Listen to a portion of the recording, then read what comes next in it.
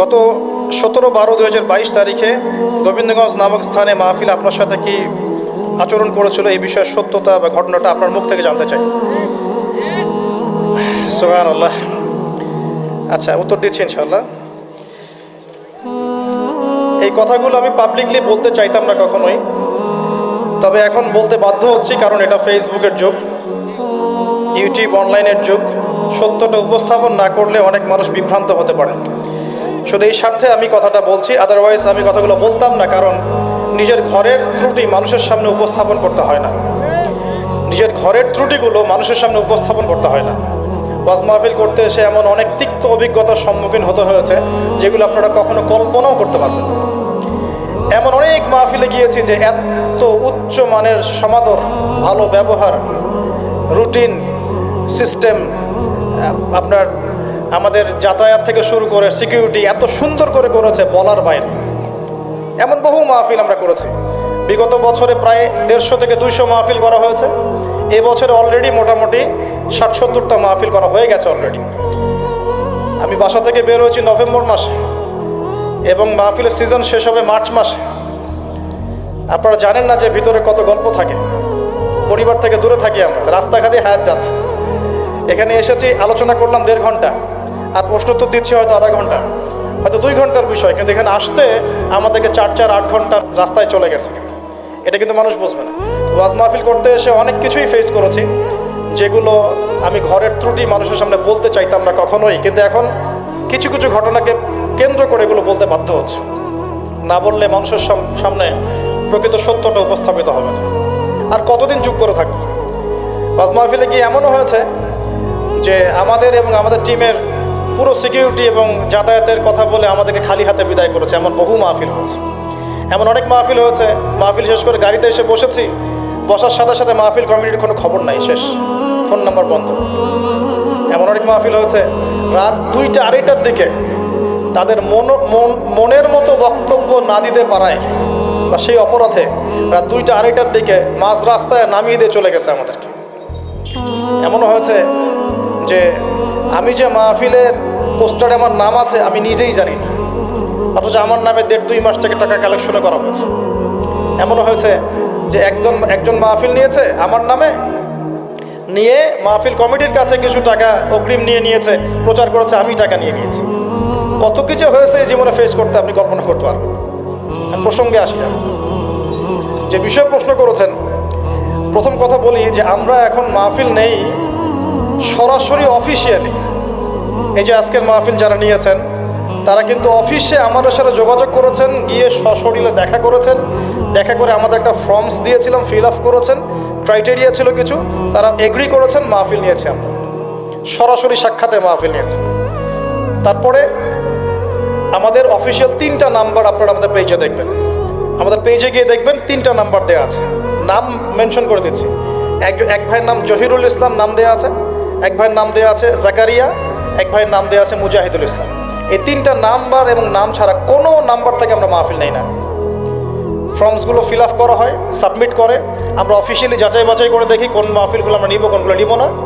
তারপরে আমরা কন্ট্যাক্ট করি তাদের সাথে যে ভাই আপনার মাহফিল আমরা নিয়েছি, আপনার মাহফিলের বাকি প্রসেসগুলো আপনি ফিল আপ করেন, সিকিউরিটি দেন, পুলিশ প্রশাসনের নিরাপত্তা দেন, থানা থেকে কাগজ নিয়ে আসেন, আমাদের যাতায়াতের বিষয়গুলো দেখেন, এরপর এগুলো আমরা ফিক্স করি। এত সহজে মাহফিল নেই না। আর এই ঘটনা যেটা, যে আমাদের নামে মাহফিল নেওয়া হয়েছে আমরা সেটা জানিই না। সেদিন মাহফিল আমার রাতের বেলা, যে তারিখের কথা বলেছেন এই তারিখে রাতে আমার মাহফিল বগুড়ায়, 17 তারিখের কথা বলছি। আমি জানি আমার ডায়েরিতে এখনও লেখা আছে রাতে মাহফিল বগুড়ায়। তারপরে শুনলাম কিছু দিনী ভাইয়ের মাধ্যমে যে ভাই গোবিন্দগঞ্জ এলাকায় আপনার নামে একটা মাহফিল অ্যারেঞ্জ করা হয়েছে এবং আপনার নামে প্রচুর টাকা পয়সাও তোলা হয়েছে। আমি বললাম কে মাহফিল নিয়েছে, কার মাধ্যমে? কারণ আমাদের এক পরিচিত ভাইকে দেখিয়ে দেওয়া হলো যে এই ভাইয়ের মাধ্যমে মাহফিল নেওয়া হয়েছে, অথচ সেই ভাইয়ের সাথে আমাদের এই মাহফিল নিয়ে যাররা পরিমাণ কোনো কথা হয়নি, যে আল্লাহ সাক্ষী আছে, কোনো কথা হয়নি। এখন সে আরেক ভাইয়ের মাধ্যমে, থার্ড পার্টি, মাঝখানে একটা থার্ড পার্টির মাধ্যমে ওই কমিটির সাথে কমিউনিকেট করে মাহফিল ফিক্স করেছে। আমরা জানি না। মাহফিলের 2 দিন আগে তারা এসে হাতে পায়ে কান্নাকাটি শুরু করেছে যে ভাই মাহফিল অ্যারেঞ্জ হয়ে গেছে, আল্লাহর ওয়াস্তে 30টা মিনিট হইলেও সময় দিয়েন, মাহফিল অ্যারেঞ্জ করে ফেলেছি, টাকা পয়সা তোলা হয়ে গেছে, আপনি যদি না আসেন 10টা মিনিট 30টা মিনিট বলছে 10টা মিনিটের জন্য আসেন, 30টা মিনিটের জন্য আসেন, এসে গেলে চেহারাটা দেখায় চলে যায়, না হলে জনগণ আমাদেরকে পিটাই শেষ করে ফেলাবে। হাতে পায়ে কান্নাকাটি করে পরে বললাম ঠিক আছে ভাই, বগুড়ায় মাহফিল আছে আমাদের, আমরা যাওয়ার পথে আপনার ওখানে একটু সময় দিয়ে চলে যাবো, ইনশাল্লাহ সময় না যান। যদিও এই প্রসেস আমরা মাহফিল কখনো নেই না, তারপরেও নিয়েছি, তারপরে গিয়েছি। এদিকে শুনেছি প্রচার করেছে আমরা মাহফিল করব বিকেল দুপুর 3টা থেকে 5টা। তারপরে আমাদের কানে খবর আসছে যে বাদ মাগরিব আপনাকে আলোচনা করতে হবে। আমার একটা সেন্টেন্স মিথ্যা বলছি না, আমার কাছে হোয়াটসঅ্যাপে এখনও ডাটাস মজুদ আছে, যে থার্ড পার্টি কন্ট্যাক্ট করেছে আমাদেরকে বলছে বাদ মাগরিব আপনাকে আলোচনা করতে হবে। আর আমরা গিয়ে উপস্থিত হয়েছি 4টায়। আমি চিন্তা করছি যাব, একটু রেস্ট নিব, রেস্ট নিয়ে নামাজ কালাম সারবো, তারপরে বাদ মাগরিব স্টেজে উঠব। গিয়ে শুনি 3টা থেকে মাহফিল আমার নামে অ্যানাউন্স করা হয়ে গেছে, জনগণ বসে আছে। জনগণ তো নিষ্পাপ, জনগণ তো কোনো দোষী নাই এখানে, ও তো জানেই না সত্য কোনটা মিথ্যা কোনটা। তারপরে গিয়ে তাড়াহুড়া করে স্টেজে ওঠা গেল। উঠে এই যে অনলাইনে প্রচার করছে 30 মিনিট বক্তব্য দিয়েছে, আমার নিজেই 45 মিনিট বক্তব্য দিয়েছে, 45 থেকে 50 মিনিটস আমি বক্তব্য দিয়েছি। আজকে যে আমি এখানে এসেছি আপনাদের এখানে, আমি কি 1.5 ঘন্টার কম আলোচনা করলাম? আমার কোনো মাহফিল আপনি দেখবেন না যে 1 ঘন্টা 15 মিনিট 1.5 ঘন্টার কম আলোচনা আছে। প্রত্যেকটা মাহফিল ইউটিউবে আছে, দেখে নিয়ে। কোনো মাহফিল এরকম হয়নি কখনো। তারপর আলোচনা শেষে আমি তারপরে বলছি যে আপনারা সবাই বসেন, ইনশাল্লাহ মাগরিবের নামাজ হবে, এখানে আমরা নামাজ পড়ব, নামাজ পড়ার পর ইনশাল্লাহ আলোচনা হবে, প্রশ্নোত্তর পর্ব হবে। এর মধ্যে শুনলাম আমাদের ইউটিউবারে যে ভাইরা, যে ভাই যে সামনে এখনো বসে আছে, এই ভাই সহ আমার ইউটিউবের প্রায় 8 থেকে 10 জন সদস্য আছে। 8 থেকে 10 জনের কোনো সদস্যকে তারা এখানে বসতে দেয় নাই এবং এই ক্যামেরা সেট করতে দেয় নাই। বরং 2 জন ভাইকে গলায় ছুরি ধরেছে, ক্যামেরা সেট করা যাবে না, ওদেরকে জিজ্ঞেস করে দেখেন। একজনকে গলায় ফাঁস পেটি এদিকে নিয়ে গেছে, মানে পুরোটা আগে থেকেই পরিকল্পনা করা ছিল যে কিছু একটা হবে আর কি। ক্যামেরা বসতে দিচ্ছে না কেন? এই যে ক্যামেরায় রেকর্ড আছে, আজকে আমি যা বলছি, যা আলোচনা করেছি, তো সেদিন ক্যামেরা কেন বসাতে দিল না? ইউটিউবারদের ক্যামেরা কেন বসাতে দিল না? ক্যামেরা থাকতো, দেখতো মানুষ কি হচ্ছে। ক্যামেরা ভাঙচুর করা হয়েছে, ক্যামেরা বসাতে দেওয়া হয়নি। আলোচনা করেছি, আলোচনার পরে বললাম বসেন, চলে আসবে। এরপরে এই যে ছেলেটাকে আপনারা দেখেছেন ভিডিওর মধ্যে, এই ছেলে তার ক্যাডার বাহিনীকে নিয়ে, এবং তার একটা শেল্টার ছিল, একটা পলিটিক্যাল শেল্টার, সে এসে পুরো স্টেজে উঠে যাচ্ছে তাই বিহেভ করেছে আমাদের সাথে। কথাবার্তা সিরি এমন যে আপনাদেরকে টাকা দিয়ে নিয়ে আসি, ভাড়া দিয়ে নিয়ে আসি, যতক্ষণ বলবো ততক্ষণ আলোচনা করতে হবে, 2 ঘন্টা আলোচনা করতে হবে। এইসব কথা শোনার পর কোনো আলেম বসে থাকতে পারে? কোনো আলেমের ব্যক্তিত্ব গায়রত থাকলে সে কি বসে থাকতে পারবে এখানে? আমি তখন বললাম যে কত টাকা দিয়েছেন আপনি? ভিডিও দেখেন। সে বলছে আপনার ওই যে এই মাধ্যমে প্রোগ্রাম নিয়েছে, ওকে 20,000 দিয়েছি। অথচ ওই মাধ্যমের ওই ব্যক্তি যাকে বলা হচ্ছে আব্দুল আলিম না কি নাম, তাকে আমি চিনি না, জানি না সে কি আমি জানি না সে কি। তারপর তাকে বললাম নিয়ে আসেন সামনে, নিয়ে আসেন, যত টাকা নিয়েছেন ফেরত দেন। আমার এসব অপমান হওয়ার কোনো প্রয়োজন নাই, প্রয়োজনে টাকা পয়সা হাদিয়া তো সব নিয়ে যান, মাহফিল করার দরকার নেই। জনগণ দেখলো যে একটা হট্টগোল শুরু হয়েছে, অডিয়েন্স সবাই আমাদের পক্ষে ছিল, অডিয়েন্স সবাই আমাকে নিয়ে আলহামদুলিল্লাহ সিকিউরিটিতে গাড়িতে উঠে গেছে। আর আমার সাথে যে ছিল এক ছেলে মুজাহিদ, এই ছেলে আরও 2 ভাই ক্যামেরাম্যান, সবগুলোকে তারা বেধর পিটিয়েছে, দেখেছেন ভিডিওতে কী করেছে, এবং ক্যামেরা ভাঙচুর করেছে। ক্যাশ টাকা 50,000, 50,000 টাকা মুখের কথা নাকি? উল্টা 36,000 টাকা আমাদের ছিনতাই করেছে। হাতঘড়ি ছিনিয়ে নিয়েছে, হাতঘড়ি নিয়েছে, ক্যামেরা ভাঙচুর করেছে, টাকা ছিনতাই করেছে, পিটিয়েছে, অপমান করেছে, ঘরে আটকে রেখেছে। এর পিছনে কারণগুলো কি ছিল আমি পরে আপনাদেরকে বলব, তার আগে আরেকটা জায়গায় আসেন। এরপরে আমরা মাজলুম হয়ে আমার প্রশাসনে যে ভাই ব্রাদাররা আছেন পরিচিত, তাদেরকে ফোন দিলাম। আমি একা ফোন দিয়ে আমার যে ড্রাইভার ভাই আছেন তাকে নিয়ে থানায় গেলাম। গিয়ে সেখানে গিয়ে আমি আমাদের পক্ষ থেকে একটা মামলা দায়ের করলাম। আমাদের প্রশাসনের র্যাব এবং পুলিশের যে ভাইরা আছেন তারা সিকিউরিটি দিয়ে আমার ভাইদেরকে ছাড়িয়ে নিয়ে আসলো। আসার পর আমরা ইউটিউবার ভাইরা সবাই মিলে থানায় বসে আছি, এই যে ভাইরা এখনও আছে এখনও বসে আছে। তারপরে আমরা বললাম যে এর বিপক্ষে ব্যবস্থা নিতে হবে। আমরা একটা মামলা দায়ের করলাম।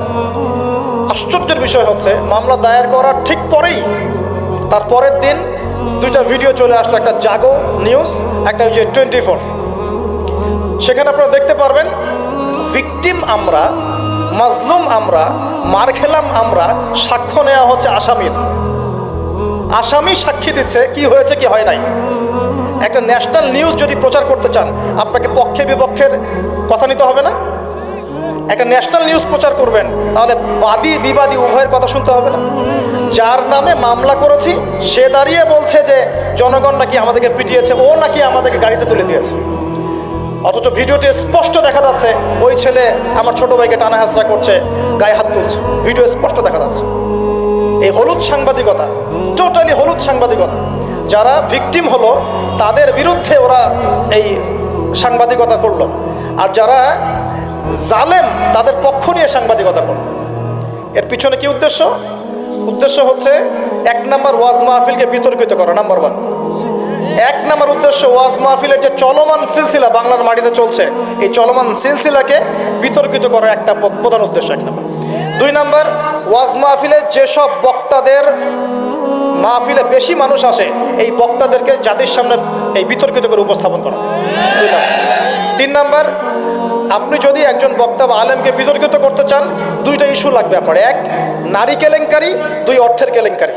মারও খেলাম আমরা, জুলুমের শিকার হলাম আমরা, আর উল্টা আমাদেরকে টাকার মতো ছোট্ট একটা বিষয়কে কেন্দ্র করে আমাদেরকে জাতির সামনে অপমানিত করা হচ্ছে। কত টাকা নেবেন? টাকার জন্য যদি আমরা মাহফিল করতাম আজকে 10 তলা বাড়ি থাকতো। একদিনে চাইলে আমি 10টা মাহফিল করতে পারতাম। টাকার জন্য যদি আমরা কাজ করতাম দিনের কাজ, তাহলে আমার নামে শত শত বিঘা জমি থাকতো। আমি আল্লাহর বান্দা, আল্লাহর জমিনে বেঁচে আছি কারাগারের জীবনে, আমার 100 কোনো জমি নাই পৃথিবীতে, 100 কোনো। আল্লাহর কসম করে বলতেছে, আমার 2টা পরিবার ভাড়া থাকি আমরা, প্রত্যেক মাসে ভাড়ার টাকা গুনতে হয় আমাদেরকে। টাকা পয়সা দিয়ে মাহফিল কিনে নিয়েছে। এই যে মাহফিল করতে এখানে এসেছি, কমিটিকে জিজ্ঞাসা করে দেখেন আমরা কোনো চাপ দিয়েছি কিনা। আমরা কেন বলবো যে আমাদেরকে 20 দিতে হবে, 30 দিতে হবে? কমিটি আমাদেরকে বলে ভাই কত হলে আপনি আসতে পারবেন, আপনার যাতায়াত খরচ কত হলে আপনি আসতে পারবেন, তারাই তো আমাদেরকে বলে। আমরা কেন বলতে যাব? আর তাদের যাতায়াতের কষ্ট আছে না, এই কস্টিংগুলো দেখবে না তারা? এখানে সবচেয়ে ন্যাক্কারজনক হচ্ছে যে মার খেয়েছে, যে জুলুমের শিকার হয়েছে, তাদের বিরুদ্ধে সাংবাদিকরা কলম ধরেছে। আশ্চর্য। অথচ একটা ন্যাশনাল নিউজ করতে হলে, কিছু প্রচার করতে হলে পক্ষে বিপক্ষে দুজনের কথা শুনতে হবে কিনা? আপনি যারা মারলো তাদেরকে গিয়ে বলছেন কেন মেরেছেন, আর যারা মার খেলো ওদেরকে কিছুই বললেন না। আমাদের নাম্বার ফেসবুকে available, WhatsApp number available, phone করে তো বলতে পারতেন যে ভাই আসলে কি হয়েছিল ঘটনা। তার মানে বোঝা যায় এর পিছনে একটা গভীর ষড়যন্ত্র আছে। ষড়যন্ত্র 1 নম্বর, আলেম ওলামাদের অবস্থা কিন্তু দেশে ভালো নয়। ষড়যন্ত্র 1 নম্বর হচ্ছে হকপন্থী আলেম ওলামাদেরকে সমাজ থেকে মাইনাস করে দেওয়া, একটা উদ্দেশ্য 1। 2 নম্বর, ওয়াজ মাহফিলকে বিতর্কিত করা, একটা উদ্দেশ্য। 3 নম্বর, যেসব বক্তাদের ওয়াজ মাহফিলে বেশি মানুষ আসছে, জনগণ শুনছে, আমল করছে, ইসলামের একটা ফ্লো সৃষ্টি হচ্ছে, এই মানুষদেরকে সমাজে বিতর্কিত করে দেওয়া। এবং এই কাজগুলোর মধ্য দিয়ে কারা তাদের এজেন্ডা বাস্তবায়ন করছে আপনারা খুব ভালো করে খেয়াল করে নেবেন। আর কিছু আছে চিলে কান নিল টাইপের মানুষ, যা দেখবে অনলাইনে যা আসবে দেদারসের প্রচার করা শুরু করবে। তুমি যে মিডিয়া, তুমি যে ফেসবুকে ফেসবুকিং করছো, কখনো কি আমাকে জিজ্ঞেস করেছিল, আমাদেরকে জিজ্ঞেস করেছিল ভাই কি হয়েছে আপনাদের সাথে? তুমি এক পক্ষের কথা শুনে গালিগালাজ করছো, চরিত্র নিয়ে কথা বলছো, টাকার কেলেঙ্কারি দিচ্ছ। তোমাদের জন্য 2টা নসিহত করে শেষ করবো, জাস্ট 2টা। 1, নবী সাল্লাল্লাহু আলাইহি ওয়াসাল্লাম বলেছেন কাফা বিল মারই কাযিবান ওয়া হুয়া ইয়াকুলু কুল্লামা সামিআ। কোনো ব্যক্তির মিথ্যাবাদী হওয়ার জন্য এতটুকুই যথেষ্ট যে সে যা শুনবে যাচাই বাছাই না করেই তা প্রচার করা শুরু করবে। 1। 2 নম্বর, রাসূল সাল্লাল্লাহু আলাইহি ওয়াসাল্লামকে আল্লাহ পাক বলেছেন ইয়া আইয়ুহাল্লাযীনা আমানু, হে মুমিনগণ আপনারা খুব ভালো করে শোনেন, ইন জাআকুম ফাসিকুম বিনাবাইন ফাতাবায়ানু। কোনো ফাসিক, পাপাচারী কোনো ফাসিক যদি কোনো সংবাদ নিয়ে আসে সেটা বিশ্বাস করার আগে অবশ্যই যাচাই বাছাই করে নিও, না হলে আন তুসিবু কওমান বিজাহালা ওয়া তুসবিহু আলা মা ফাআলতুম নাদিমিন। না হলে তোমরা অজ্ঞতাবশত এমন পদক্ষেপ নিয়ে ফেলবে যার ফলশ্রুতিতে তোমাদেরকে অনুতপ্ত হতে হবে। আর সবচেয়ে কষ্ট পেয়েছি আমি এখানে যে কিছু আলেম ওলামাও এর পক্ষে সাফাই গাওয়া শুরু করেছে। আমি এই জায়গায় কষ্ট পেয়েছি। শোনেন, আজকে মজা নিচ্ছেন, ট্রল করছেন, করেন, এটা আপনার দিকেও আসবে ইনশাআল্লাহ, দেখে নিন। কারণ এটা শুধু আমাকে উদ্দেশ্য করা নয়, এর উদ্দেশ্য হচ্ছে পুরো ওয়াজ মাহফিল এবং আলেম ওলামা এবং পুরো কমিউনিটিকে বিতর্কিত করা। আপনার উচিত ছিল নিজের ভাইয়ের পাশে এসে দাঁড়ানো, আপনি উল্টা মজা নিয়েছেন। এগুলো আল্লাহর আরশ পর্যন্ত পৌঁছে গেছে ইনশাআল্লাহ। আল্লাহ পাক অচিরেই এর ফলাফল নাজিল করবে ইনশাআল্লাহ। আমি তো কিছু করতে পারবো না, মামলা দিয়েছি, মামলার কি হবে আল্লাহ ভালো জানেন। উল্টা তাদের পক্ষেই মানুষ কাজ করছে। আমি শুধু এতটুকু বলছি, আল্লাহর কাছে হাত তুলে দোয়া করছে, আল্লাহুম্মা ইন্না নাজআলুকা ফি নুহুরিহিম ওয়া নাউযু বিকা মিন শুরুরিহিম। আল্লাহুম্মা আকফিনিহিম বিমা শি'তা, আল্লাহুম্মা মুনজিলাল কিতাব ওয়া সারি'আল হিসাব, ইহজিমিল আহজাব, আল্লাহুম্মা ইহজিমহুম ওয়া জালজিলহুম। এই দোয়ার অর্থ যারা বুঝবেন জেনে নিয়েন যে আমি কি দোয়াটা করেছি। আমি আল্লাহর কাছে দোয়া করছি, আল্লাহ পাক সত্যের পক্ষে থাকেন, মিথ্যার বিপক্ষে থাকেন। এখানে ইসলামের বদনাম হয়েছে, আলেমের বদনাম হয়েছে, এবং আল্লাহর দ্বীনের দায়ীদের গায়ে আঘাত এসেছে, ইউটিউবারদেরকে আঘাত করা হয়েছে, এবং মিথ্যা প্রোপাগান্ডা চালিয়ে চরিত্র হনন করা হয়েছে। আল্লাহর কাছে দোয়া করছে আল্লাহ পাক যেন একাই এই জালেমদের বিরুদ্ধে আমাদের পক্ষে যথেষ্ট হয়ে যান ইনশাআল্লাহ। আমরা দোয়া করছি আল্লাহ পাক যেন এদের এবং আমাদের মাঝখানে ফয়সালাকারী হিসেবে আল্লাহ পাকই যথেষ্ট থাকেন ইনশাআল্লাহ। আল্লাহুম্মা মুনজিলাল কিতাব, আল্লাহ পাক কিতাব নাজিলকারী, সারি'আল হিসাব, দ্রুত হিসাব গ্রহণকারী, ইহজিমিল আহজাব, এই জালেমদের এই দলটাকে আল্লাহ পাক ভেঙে দিবেন ইনশাআল্লাহ। আল্লাহুম্মা জালজিলহুম, আল্লাহুম্মা ইহজিমহুম ওয়া জালজিলহুম, আল্লাহ পাক এদেরকে বিধ্বস্ত করবেন, এদের পাগুলোকে ভূমিকম্পের মতো কাঁপিয়ে দিবেন ইনশাআল্লাহ। নবী সাল্লাল্লাহু আলাইহি ওয়াসাল্লাম, লাস্ট কথা, নবী সাল্লাল্লাহু আলাইহি ওয়াসাল্লামের উপর অত্যাচার আসলে তিনি দুই রকম সুন্নত দেখিয়েছেন।